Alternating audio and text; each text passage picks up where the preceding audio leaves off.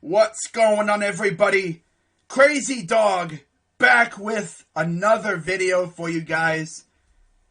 And as you can see, this is not a Bleacher Report article review for you, but instead, for the first time this year,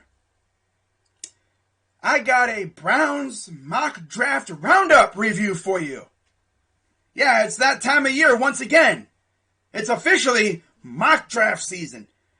Now, you're not going to see a whole lot of mock drafts out of me. I'm only going to do one full first round mock draft, and of course, that will come on draft day. And I'm probably going to do 4 Browns mock drafts. I'm going to do one after the Super Bowl. I'm going to do one after the Combine. I'm going to do one after free agency gets underway. And then, of course, I'm going to do one on draft day, like always. So that's what you can look forward to in terms of mock drafts. But as you can see, I'm also going to be doing these kind of videos where I review what they call mock draft roundups, courtesy of ClevelandBrowns.com. Gotta love the people over there, you know, because they're doing some goated stuff with this, you know. They go around the internet, they scrounge together all the Browns draft picks from different mock drafts, and they put them into one location, making it much easier to compare and see who has us taking who, and this way we can identify who definitely knows ball and who doesn't. I'm pretty sure that's more of a basketball term, but I'm going to use it for football in this case, you know, to see if they know exactly what the Browns need. So with that being said, let's dive into this. Shout out to Andrew Gribble, who is the senior staff writer for ClevelandBrowns.com.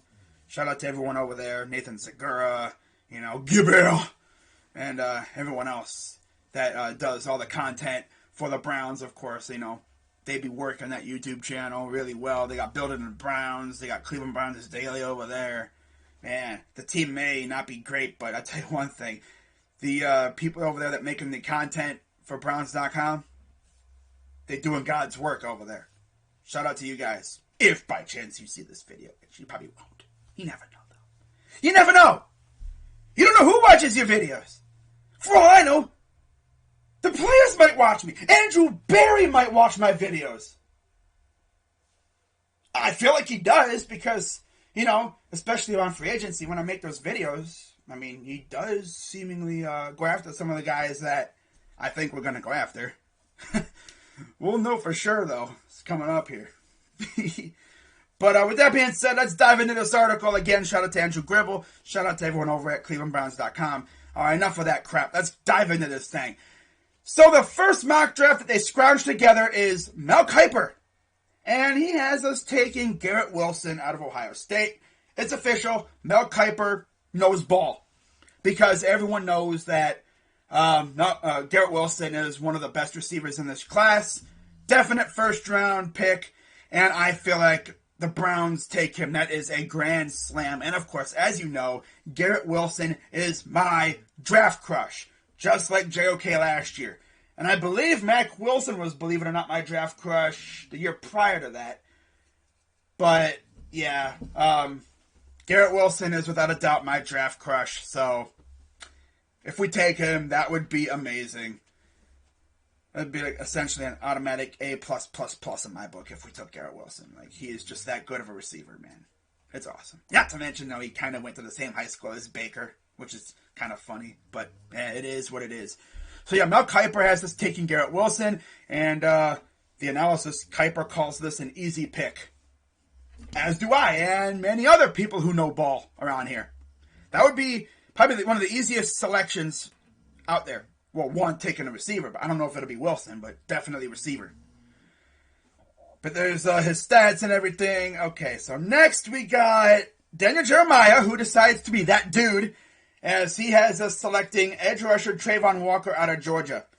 All right, so Daniel, why would we go pass rusher at 13? Well, you have the argument that maybe we address the position in free agency. You know, maybe we go after like one of these like big money receivers. Like I saw somewhere where I guess we could be looking at like Mike Williams, which would be nice.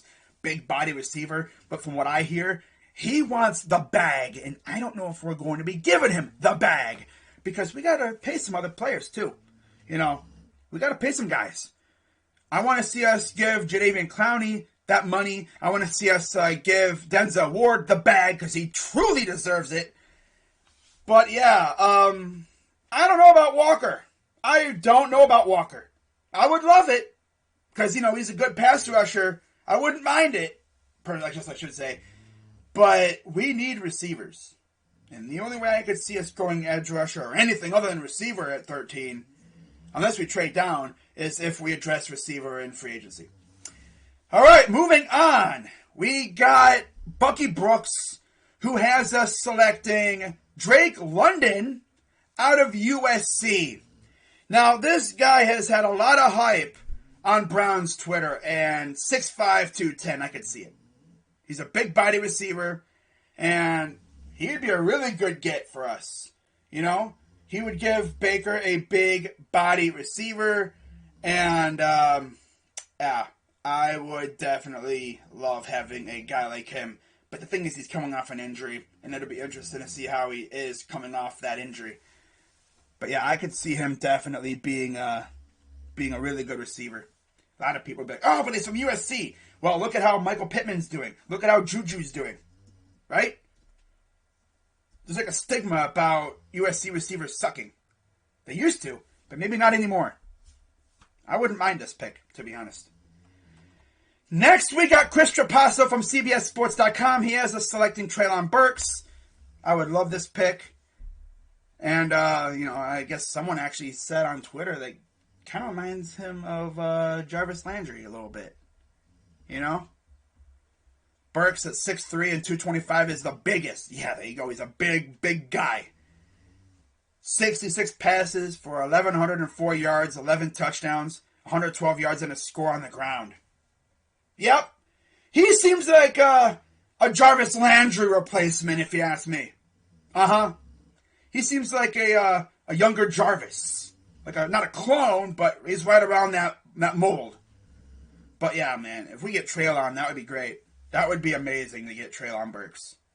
Oh yeah, for sure. Ryan Wilson has us going Garrett Wilson. Josh Edwards has us going Treylon Burks. Cool. Vinny Iyer.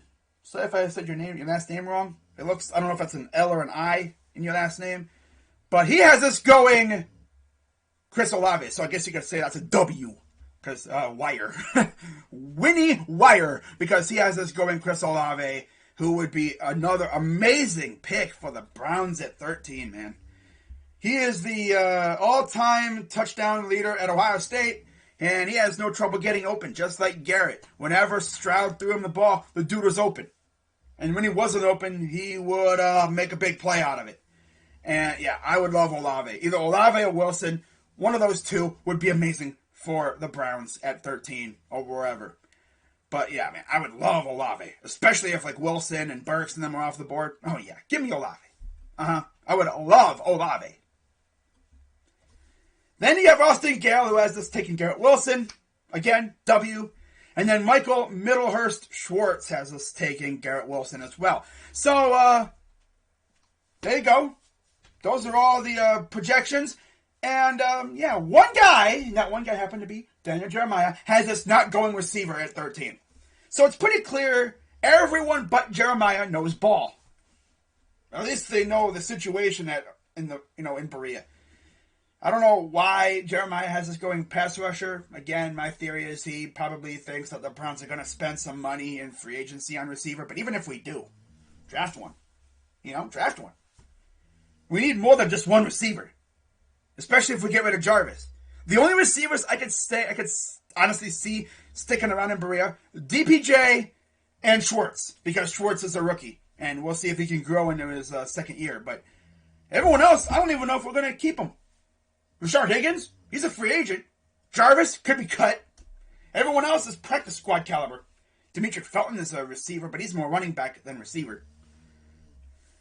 But yeah, let me know what you guys think down in the comments down below. And be sure to like, subscribe, hit the bell so you know when I go live and stuff. I will have another video out later today talking about the Cavaliers apparently getting that disabled player exception that they've been wanting for Ricky Rubio. So I'll be talking about who we could get using that. So with that being said, I'm Crazy Dog 99. Let's go Browns, and let the Cavalanche continue later today. I'm out.